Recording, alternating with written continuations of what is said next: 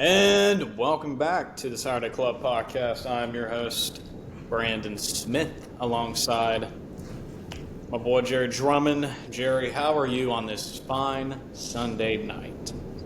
Doing good. Great Saturday of football.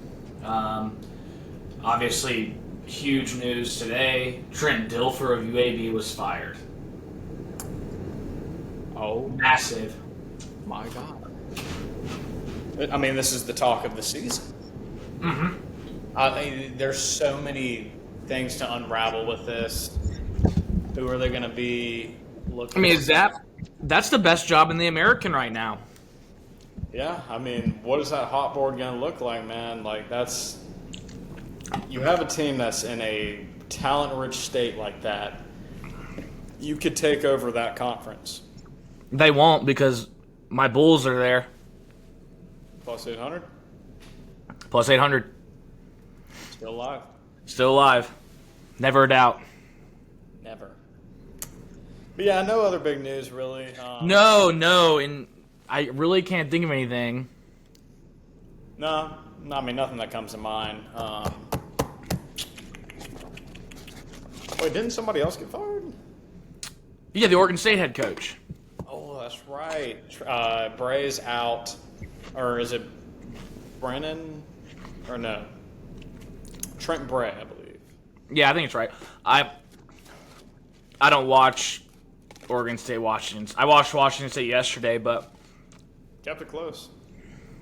yeah, Ole Miss laid an egg. I think they have Georgia next week, so I don't think they were. Classic look-ahead spot. Yeah, any other coaching openings? Oh, I just forgot. I think James Franklin got fired. Oh, he did. That's right. Yeah, he's out. $49 million down the drain. That's a big one, man. Yeah, well, I mean, if you just want to get right into it, you want to discuss that whole... Yeah. First of all, I know I've been very hard on Franklin. I want to say I think he's still a top 8 head coach, and I think whoever takes that job at Penn State, I think fans, they may not admit it, but they'll be like, dang, I wish we still had Franklin. Because it's a hard... I know fans are upset, like you always losing to Oregon, Ohio State, Michigan, but like going 10-2 in the Big Ten for consistently as they did, I mean that's one great of a job. He did a good job. I don't know if in the modern age how attractive Penn State is. That's my one worry. I don't know how good of a job it is. Like, I don't think Cignetti's leaving Indiana. I think he's staying in Indiana. I don't think he's going to go to Penn State. I mean, clearly they have the money. I don't think you fire him if you don't have the money. $49 million is a lot. So Well, yeah, but it's going to be It's going to be in installments. It's not like it's a Mark Stoops thing where he's owed it 60 days after he's fired. Yeah, no, I think it means they're wanting to. I mean, it clearly shows that they want to take that next step. Yeah, what I'm saying is, like, I know this year was rough, but like, and I know fans, I don't want to compare him to Dave Doran because I think it's a disrespectful to James Franklin, but Dave Doran took NC State from middle tier ACC, probably lower tier, to like second tier, and that's kind of what James Franklin did at Penn State. He got him that top tier, just never could get him, in that tier 1 in the national scene, and I think he did a great job. Like, Penn State was a dumpster fire when Paterno left, and then Bill O'Brien did an admirable job.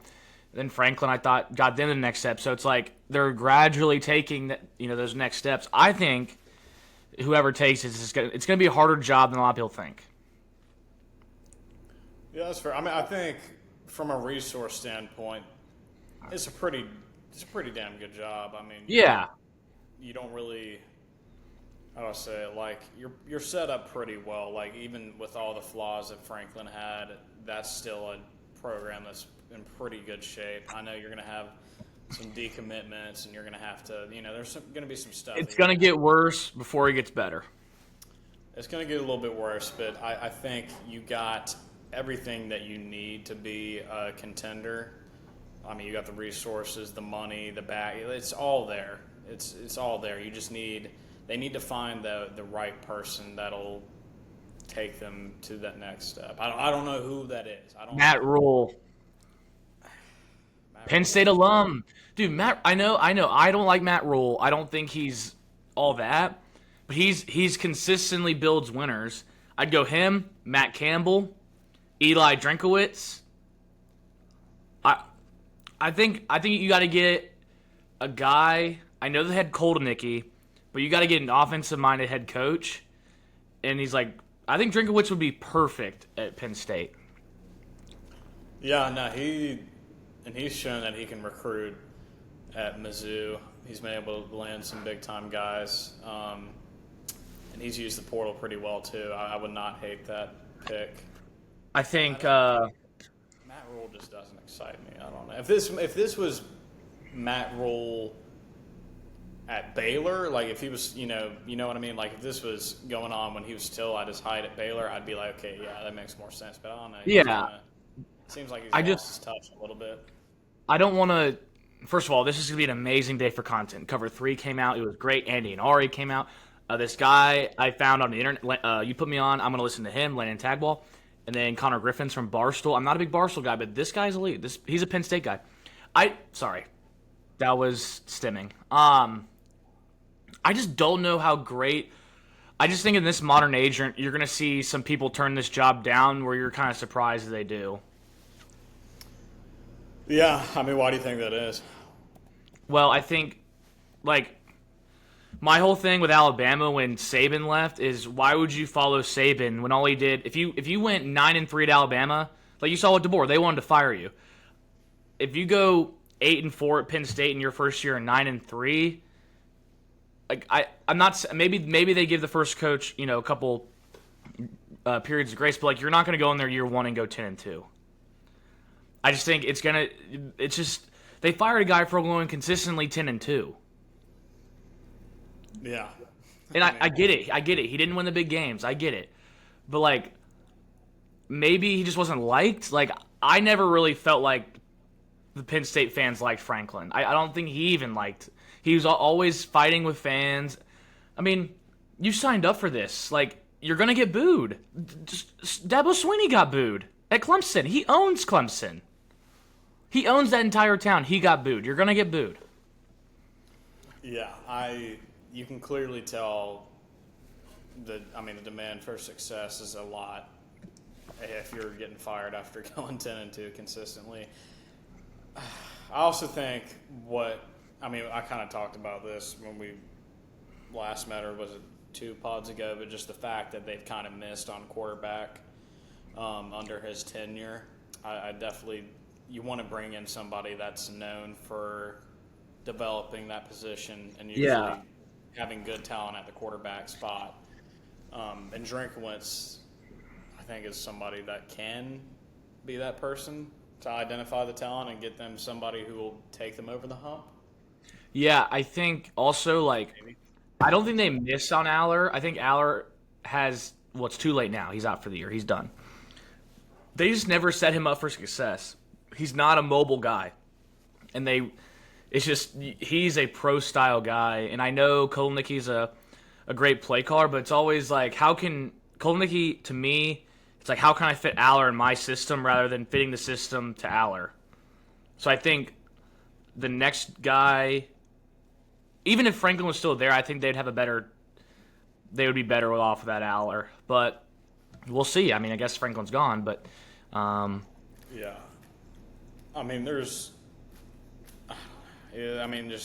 I think that too, and receiver has been a struggle for them as well. I mean, I think not having game changers at receiver has kind of hurt them a good bit. And it's not like Penn State's never had a receiver. I mean, they had Chris Godwin. Jahan Dotson. Yeah, I mean they had dudes. They've had guys in the past, and I can't remember the last time they've had a game changer. I mean, since Jahan Dotson. I mean, it's been a while. So I think those two positions have what hurt Penn State a lot in terms of not being able to win these big time games. So feels like they got to find somebody that has a proven track record of developing and producing those two positions. Don't know who that is, but I don't know. I mean, you should be able to. You have everything you need at Penn State.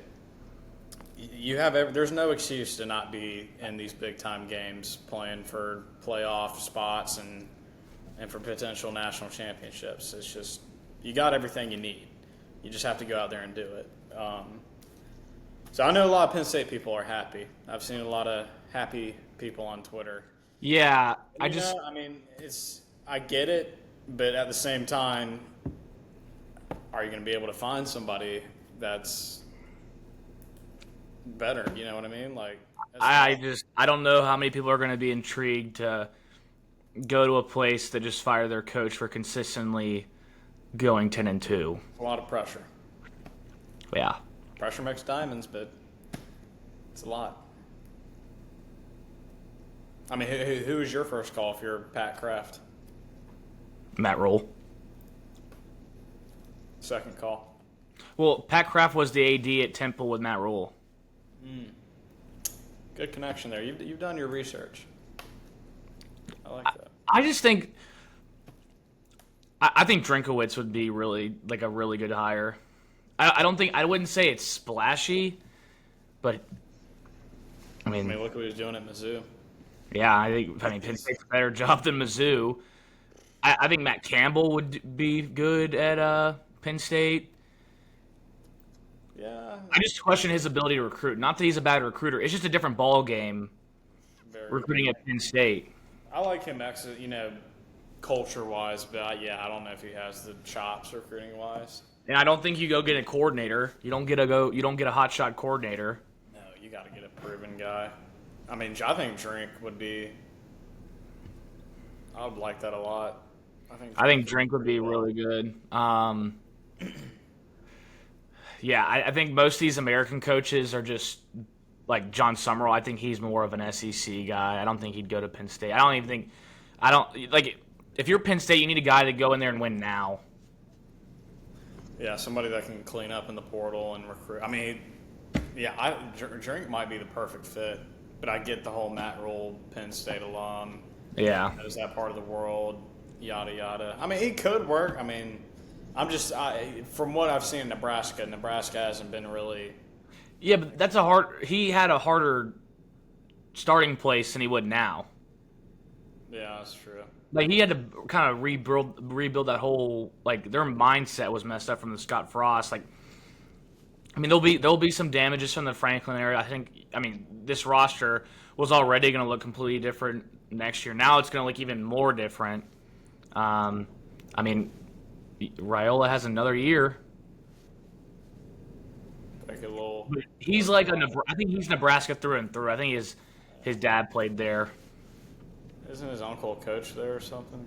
I think his brother may actually be a coach there. Dang. Yeah. Yeah, I don't know if I'd see him leaving, but he'd probably get some good people to come over. But Drink, man, what if does Prabula have another year? That would be crazy. That would be nuts. Bring Prabula back. Bring some of those pieces over. I mean, if I were them, I would try to get Drink. I feel like that would be a good hire. It's just a tough job. Has he coached up in that area? Head coach at App, offensive coordinator at NC State. I don't think he's coached up there. But how far is Mizzou from Pennsylvania? Mizzou's that's not really. Still pretty far. Yeah. Yeah, no, I don't think you need to have experience coaching in the Northeast or whatever, or the Big Ten. If you can recruit in the SEC, I think you can go recruit in the Big Ten. You can recruit there. I mean, it's not like you should be able to get most of the recruits in the state too. Whatever good talents in Pennsylvania. I mean, you're the only school in the state that's Power 4. So, Well, Pitt. Oh, well, yeah, Pitt. But, I mean, let's be real. If you're Penn State and you're getting beat out by Pitt, then come on. Like, what are we doing? But, yeah, no, I think Drink or Matt Rule would be probably the two names. Yeah. But, anything more on this one, or you want to start? No, man, I'm ready to talk some real football. All right. Well, I know you posted a video about it. You were at South Florida, North Texas. Yeah. How was that? I'll be quick. Better game environment than I thought. Sold out crowd. It was loud. It was rough early. I think it was 14. I don't know. It was like, South Florida had 3 quick turnovers. It was looking rough, but then Mestermaker was on fire early, and kind of just the wheels kind of fell off. They had a muff punt with like 50 seconds to go in the half. USF got the ball on the 10 and scored, and it was 21-21 at halftime. And then, the floodgates kind of opened, and South Florida kind of ran away with it. But yeah, South Florida's good. The defensive line body types I'm really concerned with. Playing Memphis, playing Tulane, I'm just kind of worried about how they kind of match up. Other than that, I was impressed. Still no vertical passing game. It's hard to watch. Byron Brown is a heck of an athlete. Just there's no vertical passing game. Yeah, it's gonna be one to look out for Memphis. When is that game? Saturday. Definitely be a preview on that one. Good deal. We can move on to the Saturday action. Let's start off with the big noon kickoff game, Ohio State. Oh, that's the 25th. Sorry. 25th. That'll definitely. It might be the G5 game of the year. We'll see. But it's in Memphis. I may have to go. Might have to. But Ohio State goes on the road, takes down Illinois, covers in the process. What do you think about this one? Never really in doubt. It was boring, and that's good. That's how you want to play it, man. I like Bo Jackson a lot. I think Bo Jackson's a good player. Freshman, man. Dog. Yeah. They found a way to get him the ball multiple ways. Julian Sayin played pretty pedestrian, and you win by 18. So, yeah, it's just like a bow constrictor. They don't like blow you away with anything, but they just wear you out over 4 quarters. It's impressive, man. If you ask me, I think this is the best team in the country. I think this team, honestly, when it's said and done, could be better than last year's, which is crazy to think about. It's just the amount of talent and depth everywhere on the field is just ridiculous. It's scary and impressive. I don't even know what to say. I mean, there were some plays where they got away with some Big Benosin got away with some PIs and whatnot, but I mean, overall, Illinois really had no chance in this one. Just domination, but I mean, not much else to take away. No, it was a pretty boring game. Boring game. But, yep. Not too much else to add on that one. Let's. I don't know if you had it on, but Pitt, Florida State, man. I did. I had Pitt plus 10. That was a great game. Yeah, Mike Norvell, man. That might be another job opening up here soon. I'm not trying to be too hard on him just because he's the coach at Florida State and he canceled on Clemson in 2020. They would have lost by 70. He doesn't recruit well enough at Florida State. He's 20-23 all time against ACC competition. They sued the league and have lost 8 straight games against ACC teams. Bud Elliott said this morning. That staff, it seems like they don't have those guys ready to play unless they're playing Florida or Miami or Clemson. Yeah, you can tell. I mean, 3 straight losses in a row. Like, I know Pitt's a good team, but at home, like, and put up that performance. That's just, yeah, it feels like a sinking ship. It feels like the end is coming soon. You know what I mean? Like, it just, wheels are falling off the bus. But you got to give credit to Pitt, man. Desmond Reed, ball player. Yeah, I love the way they use him. Mason Heinschel, whatever his name is. Yeah, the freshman. Had 2 picks, but Mason good plays in the air. I think this is a team that can contend for the ACC. I had him in my championship game. They, I know they took a loss at home versus Louisville, but they still got a pretty doable schedule. I mean, at Syracuse, NC State, Stanford, at Ja Tech, Miami. Like, let's see what happens. But they're a good team, man. Like we said in the preseason, watch out. But any other thoughts on that one? No, I like Desmond Reed. I think he's underrated. I thought the Florida State offense played well. I mean, if you scored 30, if you told me Florida State was going to score 31 points, I'm like, oh, they probably win. 31-24, something like that. But I don't know. I just question. I think the defense coordinator hire, Tony White from Nebraska, was a good hire, but I don't know if that staff really gets those guys up to play for the ACC games if it's not Miami or Clemson. Yeah, I agree with that. They look slow. Like they look like Bama did week 1 versus them. But yeah, anyways, let's move on to the another noon matchup that was getting a lot of view time from me, and I'm sure as you as well. Alabama goes on the road, beats Missouri 27-24. What do we think about this one? LT Overton took that game over. I mean, they won. Womack did a really good job of getting Missouri behind the sticks. I mean, obviously their players did too, but I feel like every third down Missouri had, it was like 3rd and 10, 3rd and 11, 3rd and 12. Like, they won the early downs and got Missouri in some tough situations. That's another thing.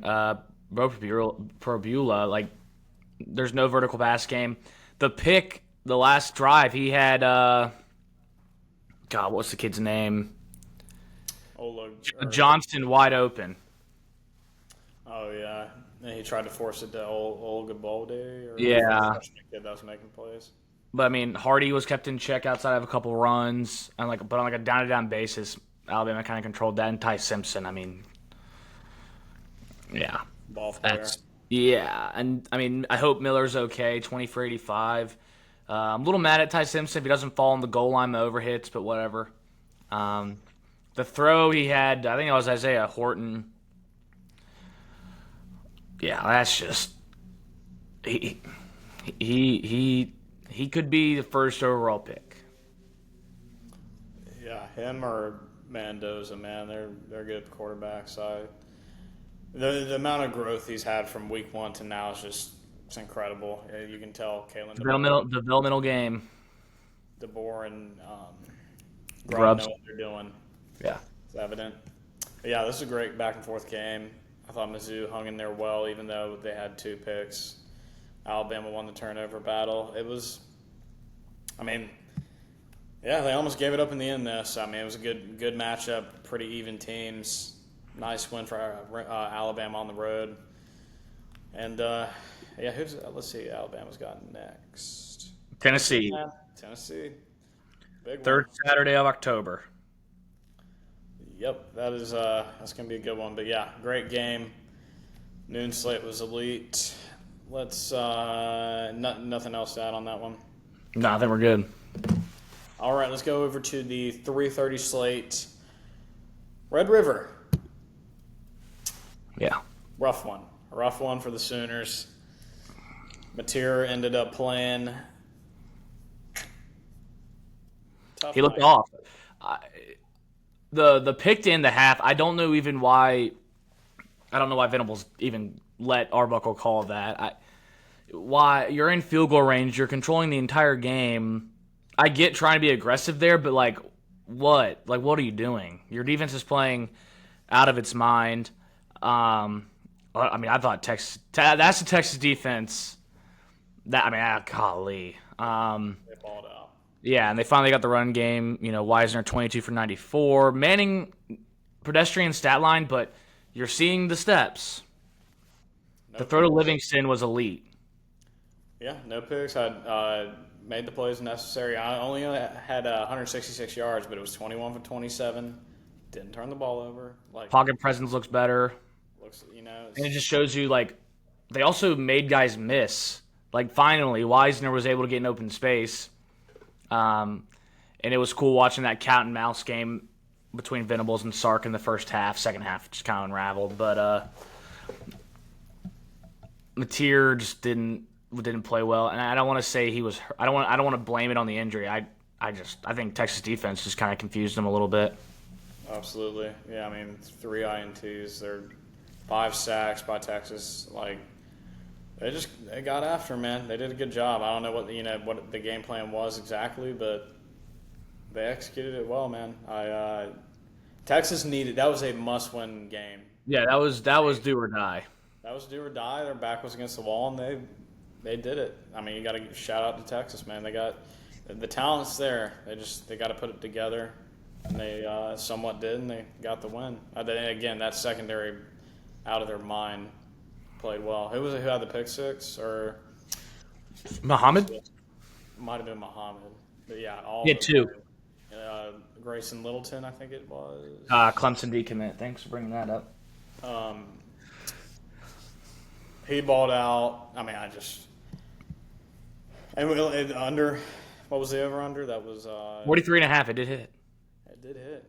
That was about what we thought. But yeah, anything else you want to add on that one? Mm-mm.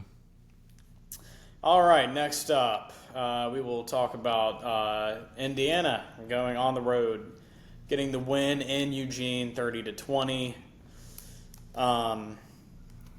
My thoughts on this one: Indiana clearly was the better team that day, better coached, better just all around, better game plan.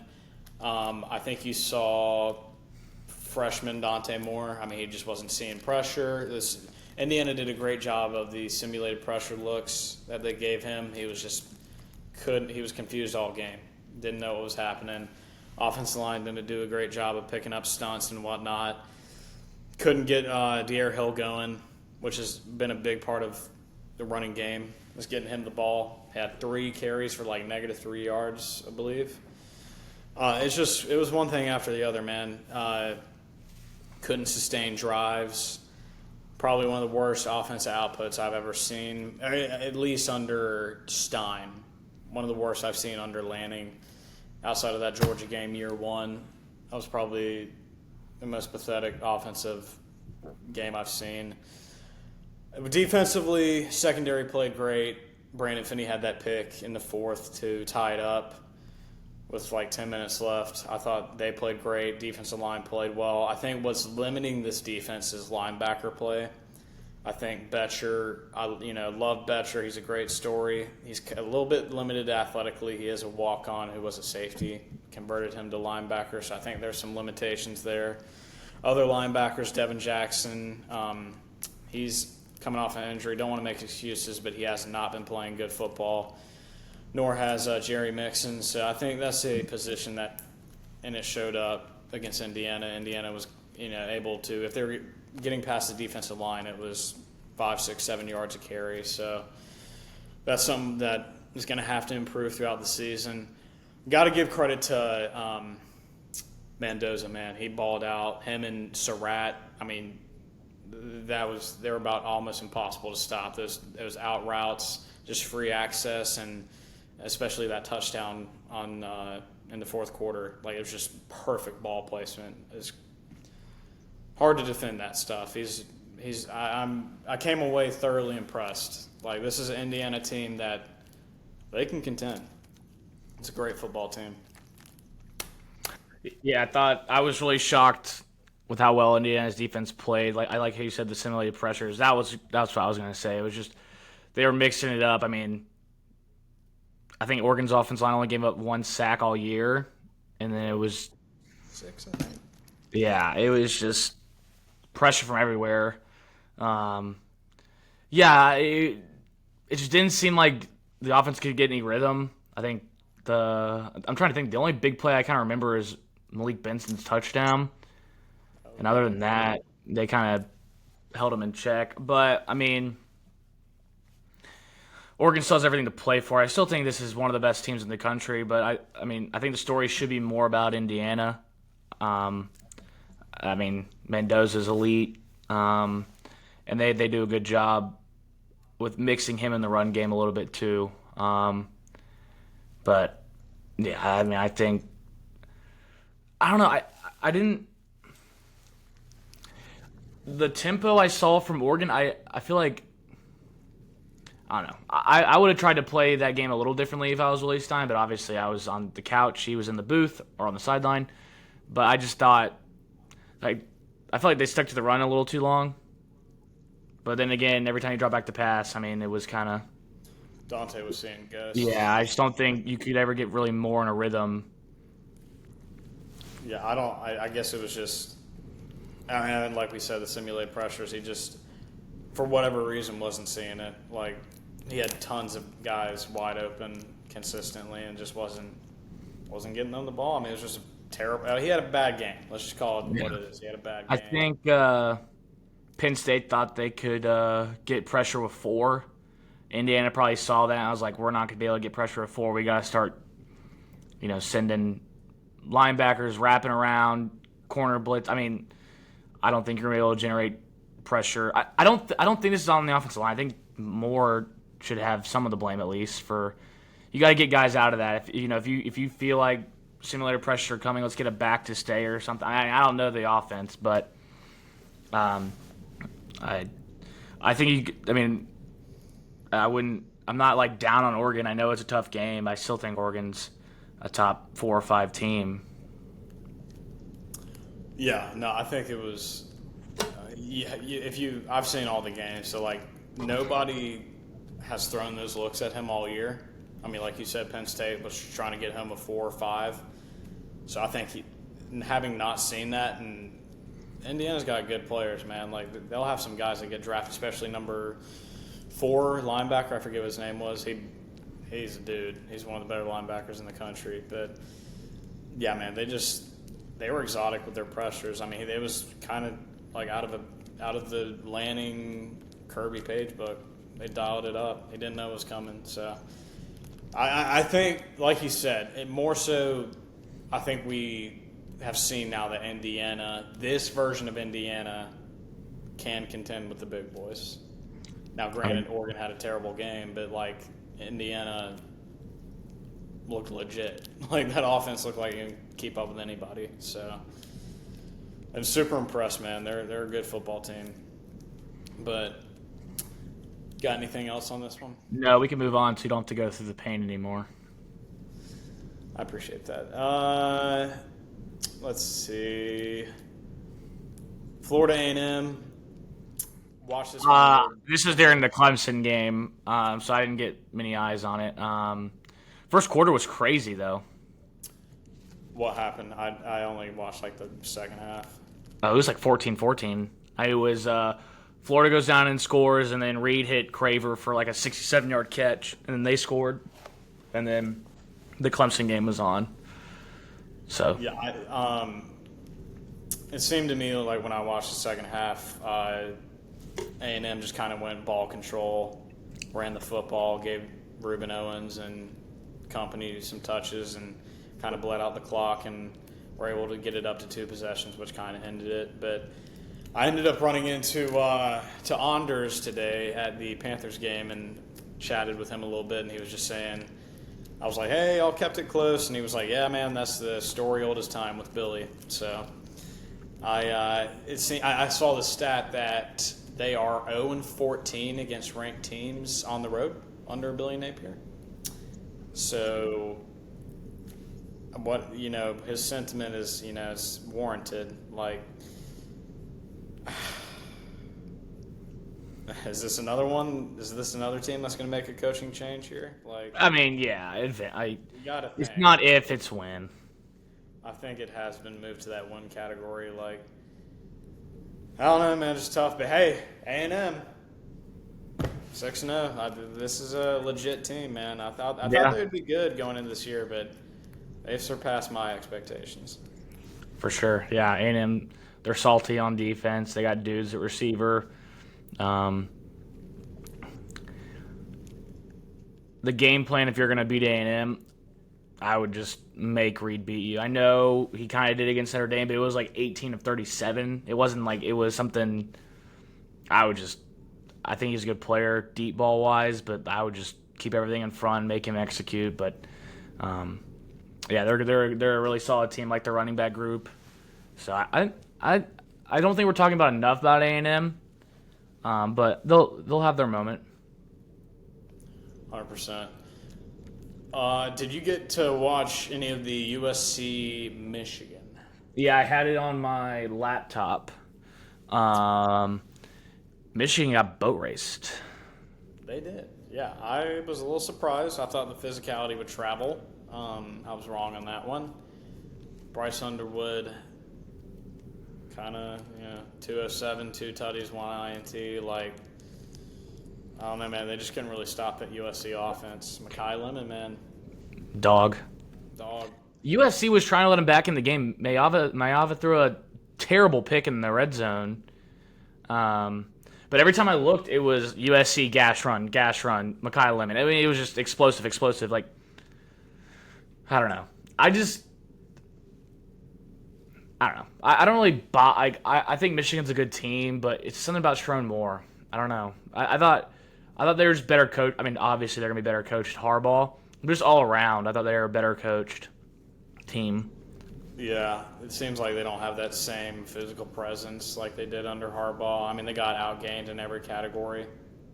Defense just doesn't look nearly. I mean, last year their defense was elite, but it's just not. It's not a Michigan defense. I think kind of seeing like what, not to the extent of Georgia, but like when Georgia had all those elite guys kind of leave out, and we've seen the dip a little bit. I think we can say the same thing with Michigan. All those NFL guys have kind of left, and they're not at that caliber they used to be. But yeah, USC looked really good. Bounced back nicely after that Illinois loss. They got the offense to keep it up, keep it in there with anybody. I mean, that was the game Lincoln Riley always loses, so good for him. Yeah, I thought that was a marquee win for Lincoln Riley. Yeah, needed that big time. But anything else on that one, or you want to move on? No, we can move on. All right. Auburn, Georgia. Looked like it was going to be an upset. Did Georgia steal this one? I had this game on my smaller TV, so I was glancing at it every now and then when the Clemson game went to commercial. But the Arnold touchdown / fumble, I think they call that a touchdown. It's a touchdown. It was just kind of how it was called in the field. They got very lucky they blew that dead because Georgia would have housed that. But like, even if you're Auburn, I get it. Like, yeah, that sucks. But you had 40 yards of offense in the second half. And Georgia went on like a 9-minute drive to kind of ice it. Yeah, it just seemed like, I don't know, they were going to make Jackson Arnold try to make plays. And yeah, Jackson Arnold is... Yikes. Yeah, Hugh Freeze is done. I think he's gone. Add that one to the list. Oh, yeah, dude. I think Auburn fans are sick of Hugh Freeze. Jackson Arnold is basically... Oh, my God, I had a great comparison today. I just forgot. I was like talking to myself. I'm blanking now. Dang it. Well, it was a good comparison. Never mind. I compared him to another quarterback in the country, and I just forgot. He's low-key like Bo Prabula a little bit. Yeah. But, like, Auburn has, like, ungodly elite receivers, and he can't get him the ball. No excuse. I mean, like, it's not like he has, like, average. Like, those two, Singleton and Coleman, like, it's one of the better duos in the country. Like, you got to find a way. Tim Coleman's going to be playing on Sundays, no doubt. No doubt. He'll probably be a first-round pick. I think he's gone. I think Singleton may be out of eligibility, but like you paid up for all these receivers, you paid for Arnold, and then this is the product. Yeah, 3-3, like, ugh, yeah. I don't know. It's do you try out Deuce Knight? I mean, they still have Ashton Daniels from Stanford. I think he'd be good. Yeah. I mean, what would you do? I mean, you're 0-3. You guys, I don't know how much they paid Arnold, but I feel like they're gonna stick to him. I don't think it really matters who's playing quarterback. They're often. I mean, Georgia did some good. Schumann did some great simulated pressures as well. They got after Arnold a little bit. Auburn's just been in a mess. They've been in no man's land ever since they fired Gus Malzahn. Yeah, maybe they get rid of Hugh and Pat Summerall comes to town. I think Pat Summerall was a baseball or a football. He's an NFL coach. I think of John Summerall. John Summerall. My apologies. That's my bad. Yeah, Rhett Lashley. No. OC at Auburn. That would be elite. I like that. God, there could be some. This could be another great. Yeah, it's gonna feed. You see those sirens in your feed, you know exactly what that means. That's right. Yeah. Tough one for Auburn. Got to give credit to Georgia for going in there and battling and getting that one. Any other matchups you want to go over? I saw you put on the slate on the paper Arizona State Utah. That was a butt whooping. Yeah, I mean once we saw Sam Levitt was out, that was going to be wraps. So yeah, I think we hit all the games I wanted to talk about. So thanks to you. Thanks for that. This is why you're just the best in the game, bro. I appreciate that. Hey, I ended up staying up and watching the BYU game. That was Yeah, I did too. I texted you during it. What'd you text? Sorry, dude. Oh yeah, that's right. You did. Yeah, I appreciate that. Now that was a good one, man. Bear Bachmeyer and Fafita going in a little battle. That was BYU, man. They might be a little sleeper in the Big 12. 6-0 quietly.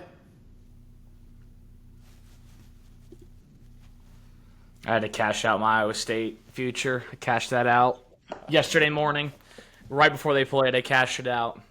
Hey, man, Holy War. They got Utah at home. I like Utah. I still like Utah. Yeah, that'll be a good game. I'm interested in that. A little skeptical about their passing offense. They ran Bear like... Yeah, they ran him into the ground. They ran him. How many times did they run him? Stand by. Let me see. Stand by. BYU. I want to say it was like 17 or 18 times. They ran him 22 times. Goodness gracious, yeah. Parker Kingston's a good little player. Didn't really get Chase Roberts involved. I don't know, man. I'm excited to see that game versus Utah. I think that'll be a good one. Nice little one for BYU. But, yeah, man. Good little slate. Yeah, good little slate. I think next week's going to be good, too. We're about to be in the meat of some really good matchups. Yeah, man, this is we're getting into the thick of it, dude. We're getting into we're past the appetizers. We're in the entree. We are getting to the good stuff. So I'm excited. I haven't even taken a look at next week's slate. Let's see. Louisville, Miami on Friday. Yeah. Yeah. LSU, Vandy. Ole Miss, Georgia. Dude. Clemson, SMU. USC, Notre Dame, Tennessee, Bama, BYU, Utah. We got ourselves a little slate, man. I'm excited, dude. I'm hype. Yeah, we got a good ball. But anything else you want to add? No, I just appreciate everyone. Duke, Georgia Tech. That's big. This week is low key, kind of loaded. Yeah, this guy was crapping on a slate 2 weeks ago. Anyway, It puts it into perspective. yeah. But I want to thank everyone for liking the stuff on social media. It's been fun making stuff and just it's cool. Just like if I have a random thought, we can just go on the Instagram and we're trying to work out the kinks with Twitter. I'm gonna figure out something. I know we're not posting a lot on there, but it's just I don't know. It's a weird. I have a few tricks we can try. It's just it's hard to get some good footing on that app. No, I totally understand. No Facebook though. No Facebook, right? Facebook is in the works. Maybe I'm thinking about it. Y'all heard it here first, man. Facebook might be in the works. So Don't quote me on it, yeah. but Facebook would be nice. I think Facebook will be good. I mean, we're just thinking out loud here, huh? Official. That'd be based.